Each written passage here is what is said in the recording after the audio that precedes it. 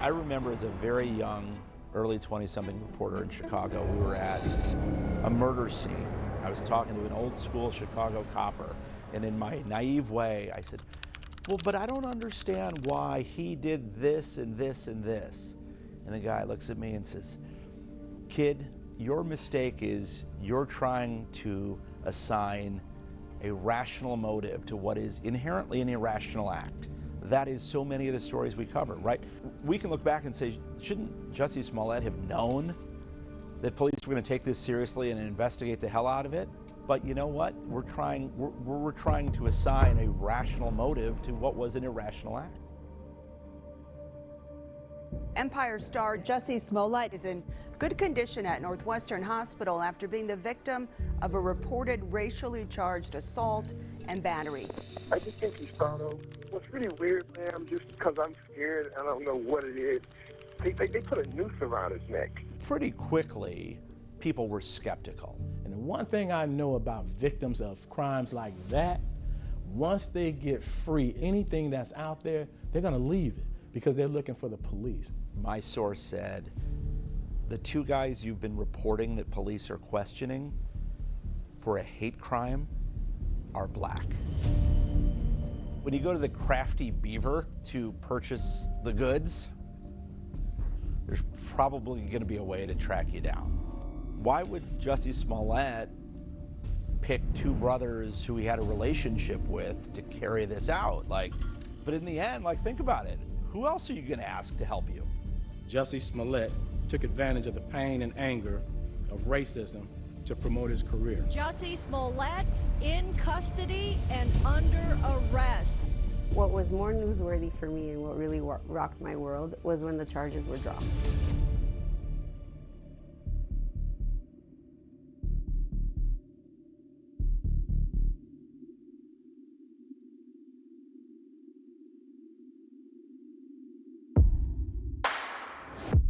Taking a photo with a fan surrounded by his entourage, Empire actor Jussie Smollett walked out of the Layton Criminal Courthouse this afternoon a free man. Hey everybody, I just made a couple notes. First of all, I want to thank my family, my friends, the incredible people of Chicago and all over the country and the world who have prayed for me, who have supported me, who've shown me so much love. I want you to know that not for a moment was it in vain. No doubt, 110%. I know for a fact we got this right. I would have never had a press conference and had that guy charged if I wasn't 100% sure. I've been truthful and consistent on every single level since day one. I would not be my mother's son if I was capable of one drop of what I've been accused of.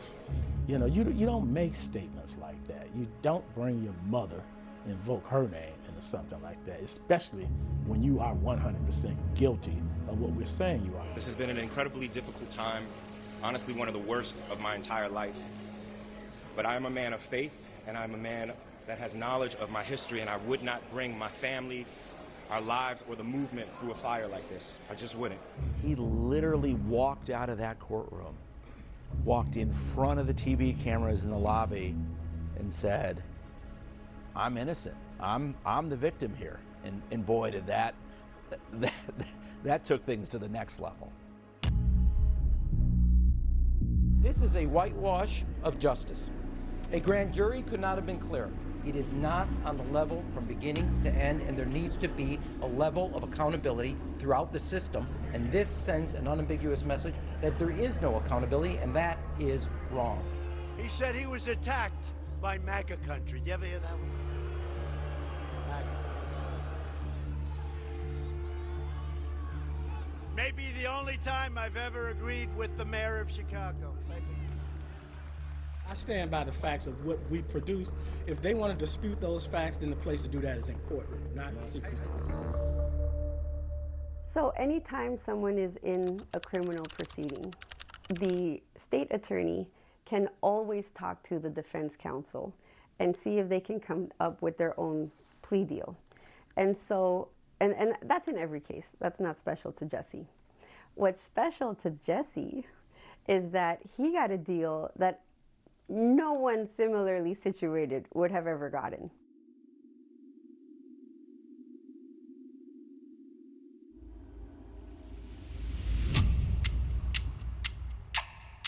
That deal that prosecutors rushed into a courtroom with no notice didn't include the one thing that's included in almost every plea deal, which is an allocution, an admission of guilt, where the defendant stands up there and says, "Yes, Your Honor, I did wrong."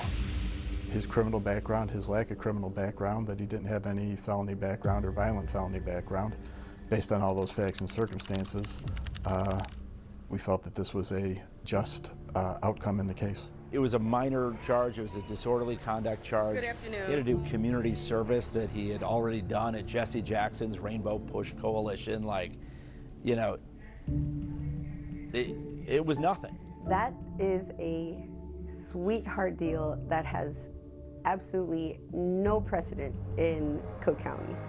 And I think many are wondering, did something happen behind closed doors that led to what took place in court yesterday? We have put in a request to talk to Kim Foxx today about all of this, but she has so far not responded.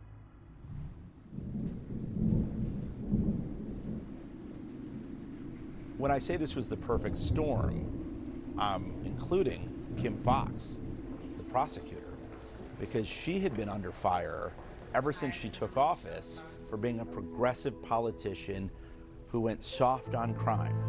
The issue of criminal justice and criminal justice reform is one of the biggest civil rights issues of our day. I think you have to have radical ideas and radical diversity. Always go into a room and ask who's not here. Who do we miss?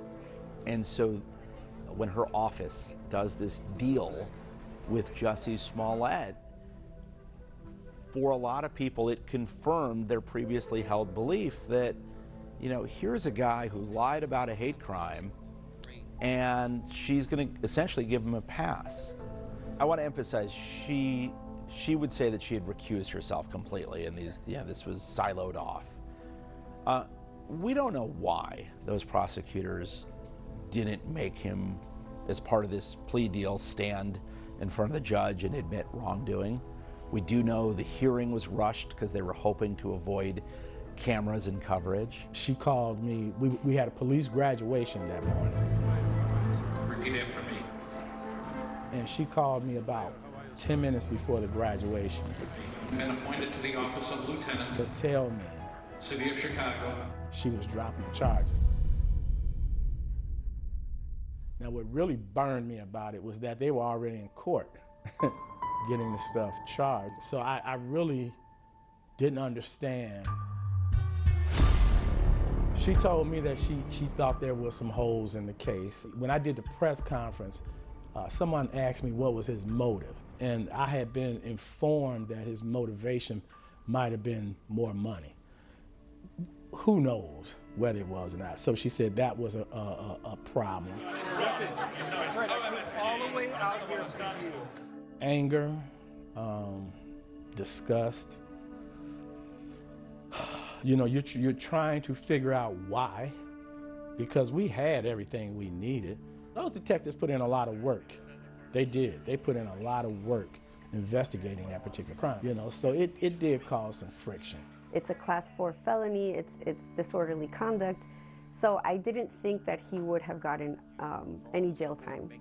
But to get like it never happened. You know, was it a simple mistake, or was it an intentional mistake that Jussie Smollett and his attorneys saw the opportunity and jumped through? We still don't know that to this day, but it came back to bite him, because Jussie Smollett was able to walk out of that courtroom and once again claim that he was the victim. And that caused police and really the city to say, oh, no, you don't. And then you had the political dynamic. FOP! FOP! Fox must go! Every honest person in Chicago, United States knew that this was a lie. They're mad that a black man is not in prison. That the integrity of the office is being judged by one case, I think that that's unfortunate. If you do something like that, there should be a consequence. Thank you for watching. Subscribe below and download our NewsNation app right now on your phone, and you will get fact-based, unbiased news for all Americans.